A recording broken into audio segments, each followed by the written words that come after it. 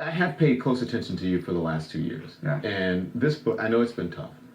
Yeah. And you're daunting and all of that. You've gotten a lot of criticism, and you've weathered it. What has it been like? Yes. I think a lot of the criticism comes from being more of on the conservative Republican side. Things that I've said that I didn't word properly, such as, my support of the Marriage Equality Act, this and that, which I do support. I've made mistakes with a lot of things over the last 2 years, but I've tried to learn from those mistakes. I try to do a better job next time. I learned, and a lot of the criticism has come from within my community. Yeah. Do you think it was a mistake to vote for Donald Trump? No, not yet, right now. As far as LBGT issues, yes, he's made some mistakes, okay? But other things I see, we need to turn this country around. He's a guy that I think, for better or worse, I don't support him in everything that he does. But we needed to shake the system up, to have career politicians constantly, the Clintons and, the Bushes run this country. We need to get outside that box and shake things up again. When he rescinded the Obama There we go. Good girl. You Good he, she. Yeah. Yeah, he, she spoke the Finally, truth. I have a message for Yep. President Trump from, one Republican to another. This is a disaster, and you can still fix it. You made a promise to protect the LGBTQ community. Call me. So a lot of people in the LGBT community saw that and thought that, what did you expect from this administration? Because he's flip-flopped on a lot. They never thought that he was going to protect. Let me tell you, first of all, he brought it up in the inauguration, or in the convention, the Republican convention. He brought it up. He has been in the past supportive of LGBT issues. There was a girl named Jenna Telkova, who was a trans girl in the Canadian Miss Universe pageant way before all of this in 2012. He supported her right to be able to compete in the Miss Universe pageant, really stood up for the trans girl. That's a good thing, okay? In other instances, he has stood up for the entire LGBT community. Okay? But he hasn't done it now, so what do you do? What do you do with... Watch him really closely. And to be honest with you, the bottom line is, as far as Title IX and when that was repealed, I'm going, why do this? There's so many other more important issues that the president has to deal with. We've got South Korea, we got North Korea, we've got all these messes, we got trying to build border walls, we got this and that. Why do you even deal with this? It's fine. That's not even an issue. Okay. Well, let's talk about that a little more. Okay. Because I thought it was interesting in your book. You repeated a couple of times. You said that you are that you have wealth, that you're entitled, that you're white. Oh, yeah. You said, and you write this: the roles have most definitely switched. You talk about once you were transitioned to Catlyn, and on the outside, and Bruce on the inside, where he will happily remain for the rest of my days. Yes. So Bruce will remain on the inside. Do you think that you, as Bruce, are sort of you have the mindset of a privileged older white man, and now you're all of a sudden I never, living honestly, role. in my entire life, have never felt privileged. I work hard. I didn't start off with everything. I built anything I have. I built.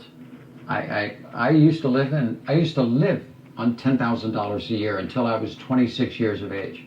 But you don't think Okay, it's a privilege in order I to drove be able a to do that? $175 car. I understand that, but that's Yeah. a lot of people have strong work ethics. Yeah, that But was it's me. harder for a trans woman who may not be white, or who it's harder for a black female or a black man or a Hispanic man or woman, especially a trans women of culture, to be able to do that. I That's a totally privilege agree with you. To come from it. And how would you and I team up together and make it better for them? And that's what I'm doing. I would love to do that. I would love that. That's my mission. I'm fine. Honestly, I am fine. I've got a roof over my head. I've got wonderful children. I've got a very good life. I am fine. But you know, back to and what I want to do is help that marginalized community, and especially the trans youth coming up. That's all I do, is work on things like that. And so my loyalties are not with Donald Trump. My loyalties are not with the Republican Party. My loyalties are not with the Democratic Party. My loyalties are with my community. And I want to make it better, and how can we do that? As an LGBT person, I don't think that you should put someone in a box. You shouldn't expect an LGBT person to be a Democrat or to be liberal, right? Yes, You should I be totally whoever agree. you Yeah, wish. whoever, You and should we put have someone in a box. conservative Republicans like myself, a lot of them. But you said you didn't transition to become a liberal Democrat. Right. Right. Do you think that sometimes we take those terms, or we talk about issues that has to do with the LGBT, and maybe it's just some of those issues are not necessarily being a liberal or being a Democrat. It's just being humane or having empathy. No, I agree. I agree with that. Yes, no, I agree with that because I'm not into really labels either. You said something that I thought you said that no questions off limits. But you think a question that's highly appropriate is about the final surgery for an LGBT person. You admitted that you did.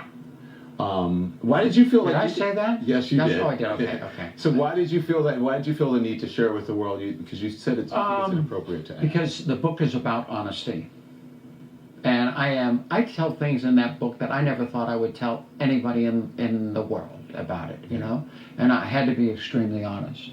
I talk about it a little bit through the book. If you want reasons the why I came to that decision, that's in the book. But as far as the final surgery, it's really not something that it's extraordinarily personal. Mm-hmm. It's not something any trans person wants to talk about. And to be honest with you, most trans women do not have that surgery done. They're very happy with the way they are, okay? And they don't have it done. Plus it's expensive, it's tough to do and all that kind of stuff. And so I don't want to disrespect them, especially if they don't want to go through final surgery, that's fine. Yeah. Just live your life, doesn't make any difference. I was no more a woman the day before I had the surgery than I was the day after the surgery. It's just the public's perception is they think that that's what it's all about. And it is not about that. Yeah. It's about my soul.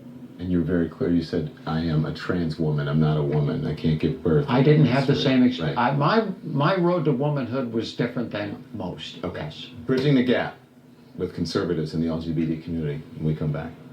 Oh, she gave a very good speech. She gave a very good speech. That was great. That was nice.